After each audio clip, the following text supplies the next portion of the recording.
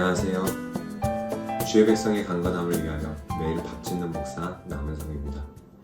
말씀으로 밥을 지어 여러분 앞으로 가지고 갑니다. 오늘의 말씀은 마태복음 10장 34절부터 42절까지 말씀입니다. 표준 세번역입니다. 먼저 34절 말씀입니다. 너희는 내가 땅 위에 평화를 주러 온 줄로 생각하지 말아라. 평화가 아니라 칼을 주러 왔다. 오늘 본문에서 예수님께서는 자신이 세상에 온 목적이 칼을 주러 왔다고 말씀하십니다. 본문에서 말하고자 하는 칼이라는 속성은 바로 나눈다라는 의미를 지니고 있습니다. 전쟁을 통해 사용되는 칼은 사상과 사상이 나뉘고 나라와 나라가 나뉩니다. 또 일상생활에서 물건을 잘라 나누는 데 사용한 도구가 칼이기 때문입니다. 예수님께서는 이 세상에 오신 목적이 바로 평화가 아니라 칼을 주시기 위함이라고 말씀하셨습니다. 가정의 모든 개체들이 연합하고 화평하게 하기 위해 오신 것이 아니라 하나님의 소유된 사람을 세상과 어울리게 하기 위해 온 것이 아니라 바로 나누어 놓기 위해 오셨다는 것입니다. 그리고 하나님 나라 소유된 사람은 세상과 서로 섞이지 않는다고 하십니다. 서로 원수지간인 A라는 공동체와 B라는 공동체가 있습니다. A라는 공동체 안에서 가족끼리는 이웃이지만 이 B라는 공동체와는 원수지간입니다. 하지만 A라는 공동체 안에서 누군가는 하나님 나라의 공동체로 데려감을 당하고 누군가는 버려둠을 당할 것입니다. B라는 공동체 안에서도 서로는 이웃이지만 그 중에 누군가는 하나님 나라에 참여할 것이고 누군가는 그렇지 못할 것입니다.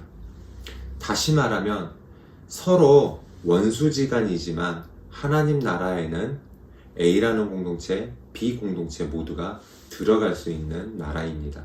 그리고 거기에서 새로운 관계성을 갖게 합니다. 하나님 나라에서는 이 땅에 있는 사람을 하나님 나라의 구성원과 그렇지 않는 구성원으로 나눌 것입니다. 그렇기 때문에 이 땅에서는 자기 집안 식구였지만 우리의 삶을 하나님 나라까지 확장해보면 우리의 원수가 우리 집안 식구일 것입니다. 아들이 아버지와 나뉠 수도 있고 딸이 어머니와 나뉠 수 있으며 며느리와 시어머니가 나뉠 수 있습니다. 35절 말씀입니다. 나는 아들이 제 아버지를, 딸이 제 어머니를, 며느리가 제 시어머니를 거슬러서 갈라서게 하러 왔다. 사람의 원수가 제 집안 식구일 것이다. 이것은 자기 집안 식구를 원수처럼 대하라는 이야기가 아닙니다. 하나님 나라와 세상은 서로 섞일 수 없는, 어울릴 수 없는 원수의 관계가 형성된다는 것입니다. 따라서 이 세상에서는 서로 원수의 관계가 있었다고 하더라도 하나님 나라에 참여하는 이들은 이제 이웃의 관계가 되는 것입니다.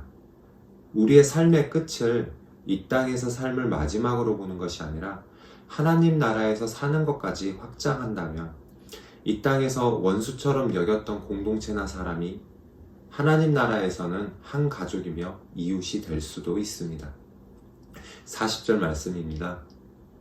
너희를 맞아들이는 사람은 나를 맞아들이는 것이요 나를 맞아들이는 사람은 나를 보내신 분을 맞아들이는 것이다. 또 이 작은 사람 가운데 하나에게 내 제자라고 해서 냉수 한 그릇이라도 주는 사람은 절대로 자기가 받을 상을 잃지 않을 것이다. 그렇기 때문에 우리와 어떤 관계에 놓여 있다 할지라도 심지어 세상에서 아무런 관계가 없을지라도 하나님 나라에서는 이웃이며 한 식구일 수 있습니다. 하나님의 말씀을 전하며 예수님의 뜻을 나타내는 사람들을 받아들이며 영접하는 것은 바로 그들을 보내신 예수님과 하나님을 받아들이며 한 식구임을 나타내는 것입니다. 그리고 하나님께서는 이 일을 반드시 기억하실 것입니다. 사랑하는 성도님들, 우리의 마음과 시각을 좀 더 넓힐 수 있기를 소망합니다. 이 땅에서 살지만 하나님 나라를 꿈꾸며 하나님 나라에서 사는 것처럼 살기를 소망합니다. 이 땅의 시각으로는 아무런 관계가 없는 이들, 더 나아가서 원수처럼 받아들이기에는 마음이 불편한 이들이 있을 수도 있습니다. 하지만 그들도 하나님 나라의 이웃이라면 예수님을 맞아들이는 것처럼 하나님을 맞아들이는 것처럼 할 수 있지 않을까요? 그렇게 우리의 성품이 예수님을 닮아가길 소망합니다.